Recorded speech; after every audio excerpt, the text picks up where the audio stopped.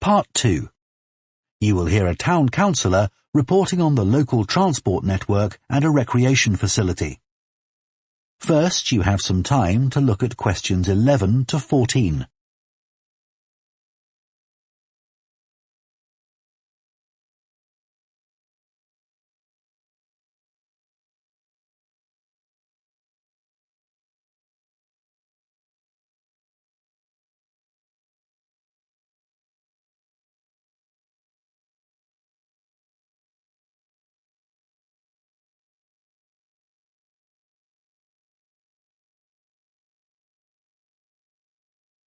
Now listen carefully and answer questions 11 to 14.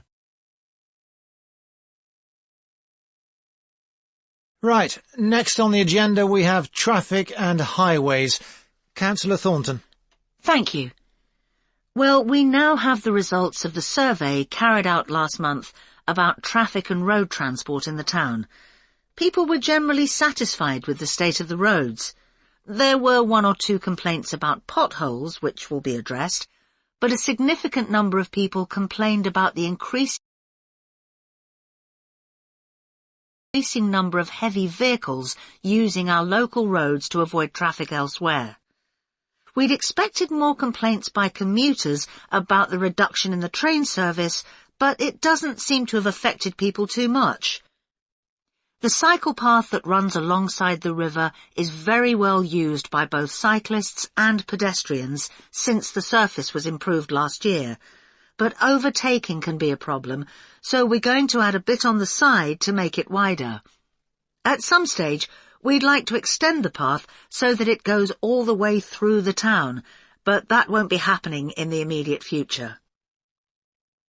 The plans to have a pedestrian crossing next to the post office have unfortunately had to be put on hold for the time being.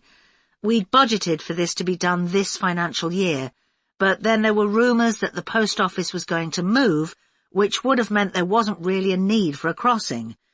Now they've confirmed that they're staying where they are, but the Highways Department have told us that it would be dangerous to have a pedestrian crossing where we'd originally planned it, as there's a bend in the road there, so that'll need some more thought.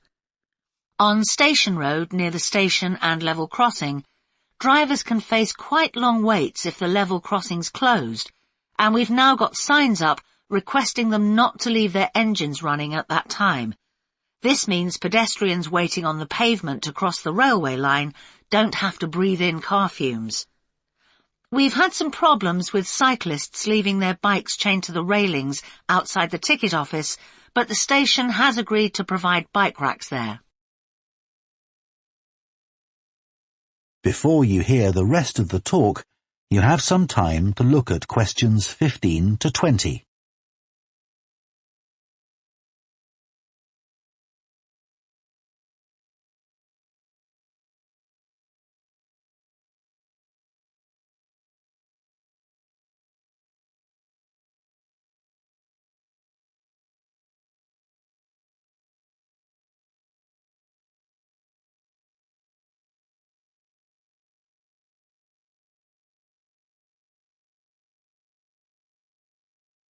Now listen and answer questions 15 to 20.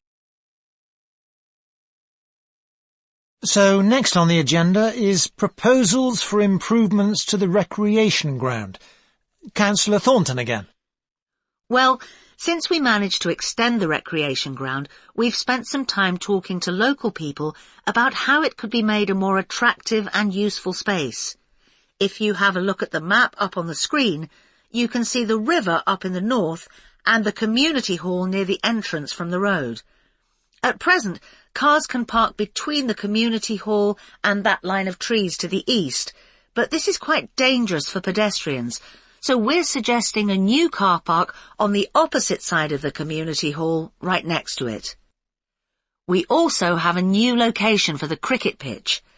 As we've now purchased additional space to the east of the recreation ground, beyond the trees, we plan to move it away from its current location, which is rather near the road, into this new area beyond the line of trees. This means there's less danger of stray balls hitting cars or pedestrians.